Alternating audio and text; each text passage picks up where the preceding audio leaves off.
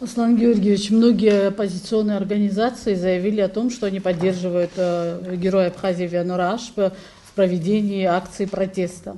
А есть еще одна общественная организация, Абхазская национальная конференция. Вот вчера они заявили о том, что пропала вот связь между властью и общественностью.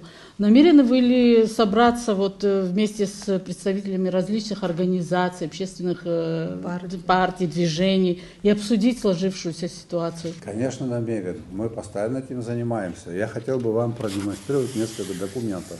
Если вы имеете в виду общественные организации и движения оппозиционного толка, да, то мы пытаемся с ними выстроить диалог. Вот документ, который был направлен руководителям.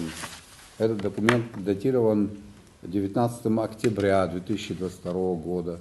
Уважаемые руководители такой-то, просим вас принять участие. Мы организовываем комиссию по экономическим реформам. Вот всем я вам раздам, раздайте потом. Ну, как-то не получилось пригласить людей. А партии, которые поддерживают президента, часто мы с ними консультируемся. Повторно направили. Многие же оппозиционные деятели говорят о реформах. Ну, давайте поговорим. Не исключено, что будут предложения очень интересные и полезные с их стороны. Но для этого же надо встретиться.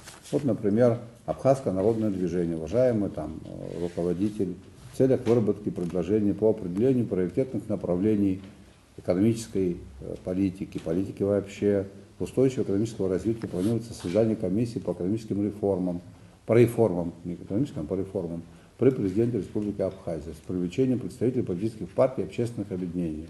В связи с этим повторно просим вас представить кандидатуру от Республиканской общественной организации «Абхазское народное движение» для включения в состав комиссии. Это вот мы вчера направили, а первое письмо было 19-го. Мы вам можем. Поэтому диалог мы будем вести с теми, кто хочет с нами общаться. Мы никогда не претендовали на то, что мы знаем все. Если нам могут подсказать, когда критикуют, вот это плохо говорят, да? Если могут нам подсказать, а как хорошо, мы будем только за это признательны. Я с большим удовольствием приму такого рода подсказку. И мои соратники примут такого рода подсказку. Поэтому к диалогу мы готовы, мы будем вот сейчас опять приглашать. Мы 9 хотим, да, пригласить очередной раз, 9 марта. Но вас тоже пригласим, посмотрите, если придут, то будем работать вместе.